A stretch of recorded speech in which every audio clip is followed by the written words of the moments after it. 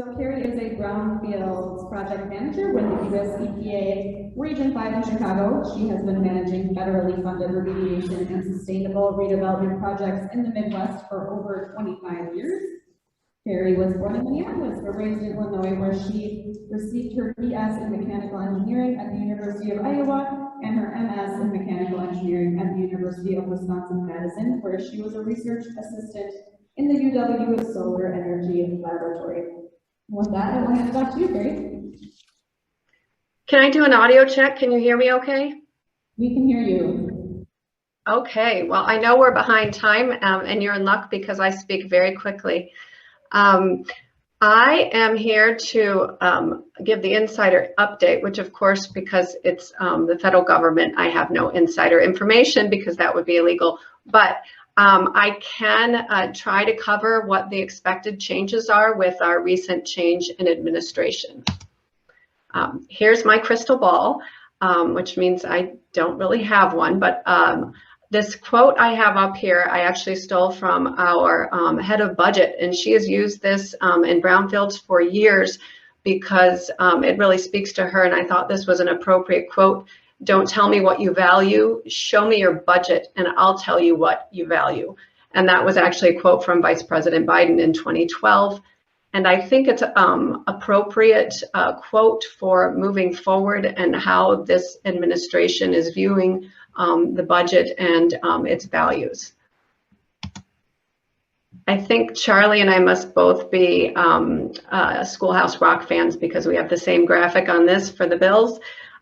So what do we know? If I don't have insider information, what can I base my projection on? And those are executive orders, the proposed infrastructure bill, which is not yet a law. It's stuck on Capitol Hill as a bill. I'll start singing in a minute. And the FY22 budget proposal. And all those are in play right now. It's the end of our federal fiscal year, going into a new federal fiscal year. One thing to keep in mind when I go through all these things is that even if we're under a continuing resolution, the BUILD Act is still in operation. So the funding I'm talking about, and I know Michael will probably cover this in a lot more detail, is funding in addition to what we're getting in the BUILD Act or would under a typical continuing resolution. There are 4 executive orders. I'm speaking of these because, as you know, EPA sits in the executive branch. Our laws and our appropriations come out of Congress, but these 4 orders are guiding. These are the ones that mention EPA and are guiding how we will most likely affect how we do funding in the future for the funding that we will receive and the decisions we need to make as an agency. Executive Order 13985 is the Advancing Racial Equity and Support for Underserved Communities. That's the main one that I'll cover here. The rest are more clarifications with respect to the funding. So in these 4 executive orders, what are the keywords that pop out for most that relate to EPA? Obviously, the climate crisis, jobs, thankfully, scientific integrity. You'll hear a lot, whole of government, Justice 40 initiative, and ejscreen. So that's what I'm really going to focus on because those are what relate to our current funding situation. Here's our new EPA Administrator, Michael S. Regan. He is a former EPA scientist. So as EPA employee, we're very excited to have him here. He knows the agency. He's just a really nice guy. His parents were both public servants, and he's from North Carolina. He gave us a summary of what he believes our marching orders are. But I think, instead of read this to you, I think Kevin Carroll summarized it much more succinctly. And I wrote down what he said when he was talking about the city of Minneapolis and helping those who have properties damaged from the civil unrest. And Kevin said, basically, we just need to help the people who need it the most. And those are our marching orders. And those what those executive orders mean that were described earlier. Just a minute. So that's what Justice 40 means. We need to help the people who need it the most. A whole of government effort isn't saying we're doing a new effort. It is truly formalizing how our agencies work together, and then promising that at least 40% of the overall benefits from federal investments help those who need it the most. And this is not inconsistent with how we've operated in Brownfields since the beginning. If you've ever read one of our RFPs, we always have a section for community need. In fact, one of my colleagues recently did an ejscreen, which I'll discuss in a moment, and pulled up a lot of the data on where existing investments are, and we already meet this 40%, at least in the Brownfields program at EPA. So what is ejscreen? You probably all know what ejscreen is, but if you haven't looked at it recently, it's gotten quite a few upgrades that are impressive. It's got 11 different environmental indicators, 6 different demographic indicators. You can now bookmark things. You can pull in your own shape files. You can download data into tables. I was thinking of the Love Lake Street project, again, back to the Minneapolis presentation, and the data that Kevin showed about the type of people and type of businesses that all those grants had helped. You could do an ejscreen and just draw your own shape file along the Love Lake Street Business Associate, well, the Love Lake Street promotion on the Lake Street Business Association, and pull that demographic data from there. And the downloadable is even down to the census tract, and then you can do your own shape file. So if you haven't gone on ejscreen lately, and if you're thinking of applying for our funds in the future, you might want to get familiar with it. We have a pretty good video on the website that I have listed here, and we have a few different summaries of changes. I put this roadmap up here just to state that nothing's changed in how brownfields get redeveloped, how we work with the state program. A new administration does not change our existing laws. The one area, if you can see is money. I'm circling the dollar bills. And that's in amount, and then how we decide how to distribute those. Okay, I'm back to my Schoolhouse Rock guy again. Everyone's talking about more money. Everyone's wondering if there's going to be more money. Everyone's seen the Infrastructure Investment and Jobs Act. It's for EPA specifically. The Brownfields program stands to receive $1.5 billion over 5 years, and that'll be separated into our competitive 104K grants and our 128A. What does this mean for us if this gets put into law, if this bill becomes law?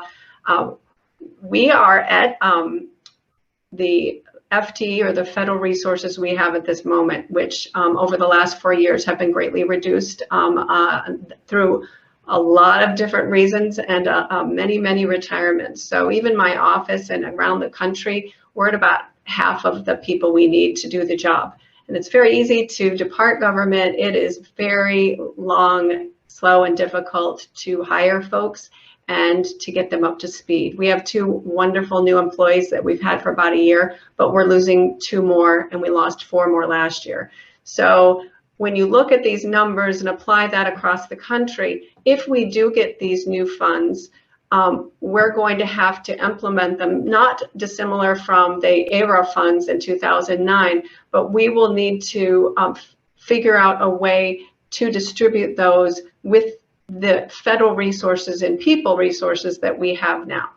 So that gets us to these policy changes. And if folks have recently been looking at our website, 2 weeks ago we posted some policy changes, and then last week we changed those policy changes. We are notifications of these changes. We are absolutely have everything up in the air. We don't have a finalized budget for next year. We don't know if the infrastructure bill will become law. And so we're trying within our competition guidelines to prepare to distribute this money as best we can. So one of the ways that that is happening, you'll see under assessment grants, the states, tribes, and territories up to $2 million for an assessment grant. The reason for that is exactly how Kevin described his interactions are when he is trying to help those who need it the most, is when you have low capacity, disadvantaged communities, throwing federal money with the other quote Kevin had was so funny, and I'm trying to remember it, that we have a positive, I'll remember it later, but just how difficult the strings attached to federal government and the administrivia to get to those funds. The reason we are proposing, or maybe proposing, to up the amount of funding for states and tribes kind of as their own group and assessment dollars is they're primed, they're ready, they're the ones who can immediately help those who need it the most. And if we gave a federal grant to every community that needed the most, regardless of how small or disadvantaged, it might not be the most effective way to enact change on the ground. The other thing you'll notice is that this is an RLF year, last year was a multi-purpose grant year. For that competition, we are saying only ones who don't have a Brownfields RLF. So you'd think in Minnesota, we've got Deed has an open RLF, Hennepin County has an open RLF, and Duluth has an open RLF, and St. Paul Port Authority has an open RLF. So does that mean we are going against those great existing RLFs in Minnesota? No, it's actually for a different reason. We have the supplemental RLF funding, which is non-competitive, and due to recent policy change that we're very excited about, a lot of those existing RLF programs in Minnesota were early adopters. If they receive supplemental funding next year, we'll be able to open up brand new cooperative agreement for them, because right now our policies only let us keep those open for 15 years. So I'm actually excited about this policy change. I think it could help us give more funds to these existing high-performing RLFs. It wouldn't be a presentation if I didn't talk about our Brownfields Training Conference. It is still, I'm going to knock on some wood somewhere in my house, still set for December 8th through 11th. It is not considered, they're not planning to do hybrid like this meeting today. It will be in person unless it's canceled. And that is I'm set to speak at that and be an RLF group there. As long as we have it, I will be there. Right now it is still on. Here's my contact information. As far as inside information, and the only thing I can tell you is every time we debrief someone who doesn't get funding this summer, we said, don't worry, when we have an RFP for our new funding, there shouldn't be many changes from last year. The Build Act had the largest amount of changes, and then everything that I just discussed happened. So if you're thinking about applying for new funds, it's a moving target, but I heard rumors they may be able to post it next week.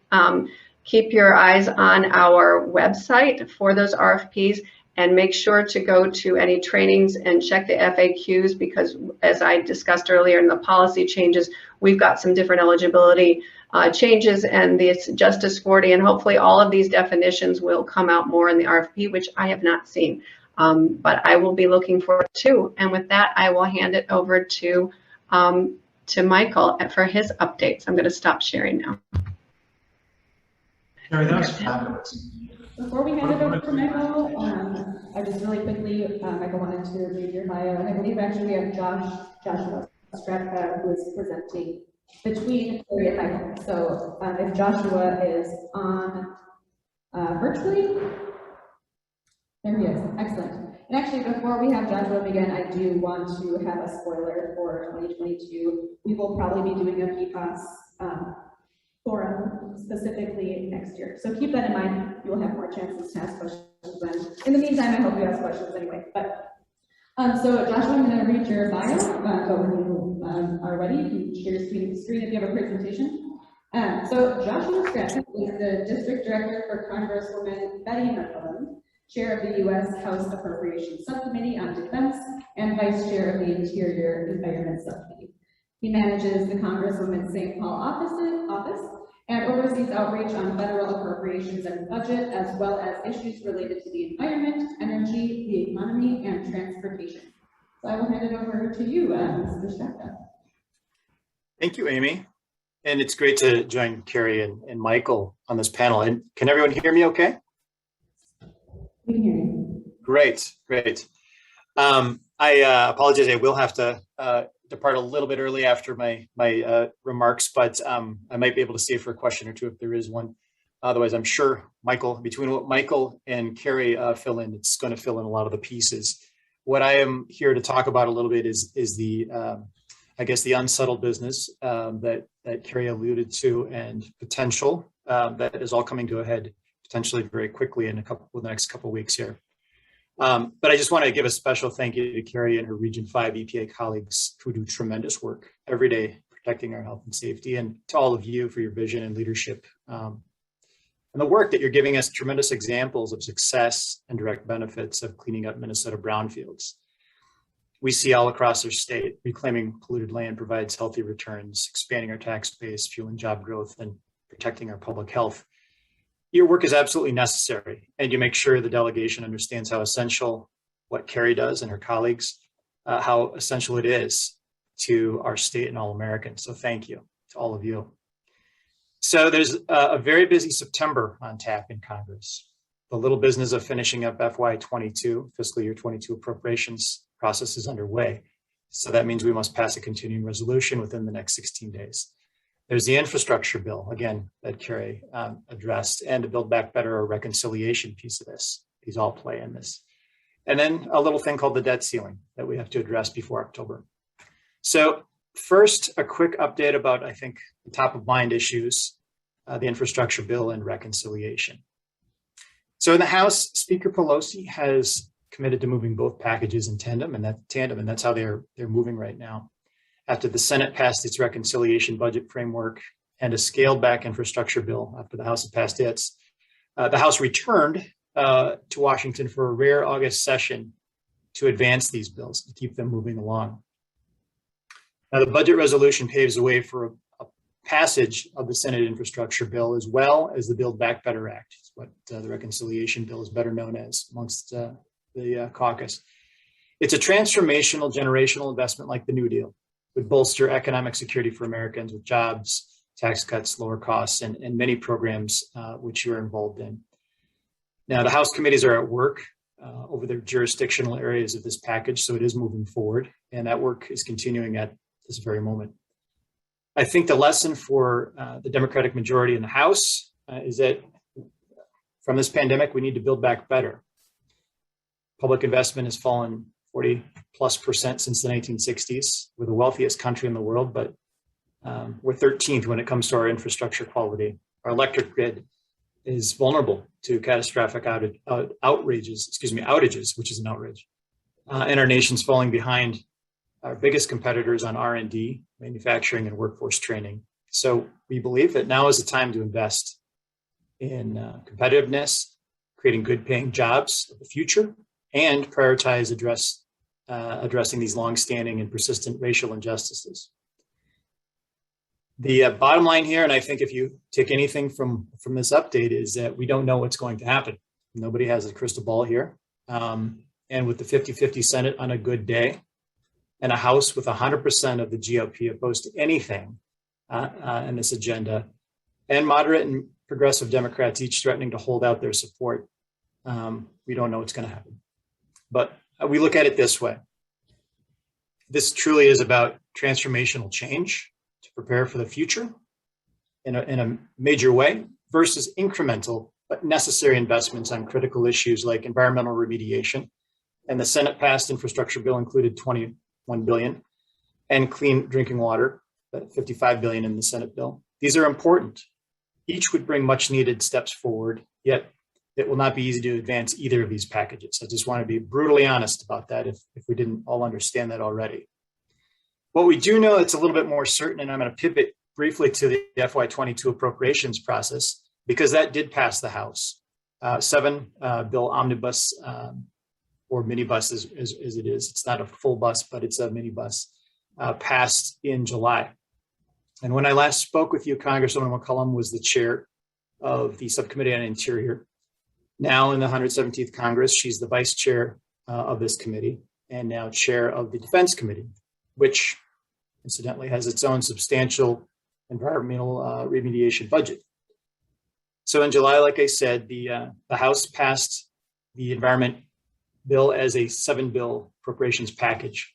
It includes $43.4 billion in regular appropriations, which is a 20% increase over last year, $7.3 billion. It's also additional $2.5 billion for fire suppression. Out of that, the EPA is seeing $11.34 billion, which is $2 billion more than last year's enacted level. And Brownfields is now increased $49 million more than last year for a total of $130 million. Our virtual comparison. I'm sorry, can you hear me? We can hear you now. We lost you for a second there. Okay, I'm sorry. And the Brownfields program management is at $24 million and the categorical grants. Can you hear me now? Yes. Or am I cutting in and out? You are cutting in and out. I'm sorry about that. I will just briefly summarize that there's also substantial money that we're moving forward in the defense bill. And if you can still hear me, this is another area where there's substantial work to do. And the defense bill has not yet passed the House, but we hope to do that soon. The CR must be passed, like I said, by the 30th. So that's a top of mind issue when Congress gets back in earnest next week as the full Congress returns. And if I still have audio, one last thing and a request. Now, some of you have direct experience on projects funded through the Great Lakes Restoration Initiative. And we've heard from many stakeholders wondering why there isn't a Mississippi River program of similar caliber in a geographic grant program. So this summer, Congresswoman McCollum introduced the Mississippi River Restoration and Resilience Initiative to create a new geographic program at EPA focused on the Mississippi River from the headwaters to the Delta. The MIRI Act is modeled on the successful programs like GLRI, Puget Sound Partnership, Chesapeake Bay, and the Everglades. It takes a similar non-regulatory approach, providing grant opportunities for state and local governments, tribes, and nonprofit organizations throughout the 10-state river corridor. Congress approved language last year and initial funds in the omnibus bill, and it directs EPA to begin to work on development of a national strategy on the Mississippi River, laying the groundwork for MIRI. And we're pleased to have the support for MIRI from the Minnesota League of Cities, Association of Minnesota Counties, their national organizations, and nearly 80 other groups. And as the collective voice of Minnesota Brownfields, we'd welcome your support for MIRI. And I'd be happy to talk further with anyone about that initiative. But I'll just wrap up by saying thank you. You're a tremendous partner and a national role model on cleanup for redevelopment polluted land. I want to thank you all for your hard work on cleanup. And if I do have a couple minutes, I do have a hard stop now at 1:15. But if there are questions that come up before Michael begins his presentation, I'd be happy to entertain a few of those. But that's just a brief update at the flux that we're in right now as the fiscal year quickly comes to an end. Wonderful. Thank you so much for your presentation. And before Mr. Straka has to leave, does anybody have any questions for him before we move on to Mr. Michael Goldstein? I don't think so. Thank you again, Mr. Straka.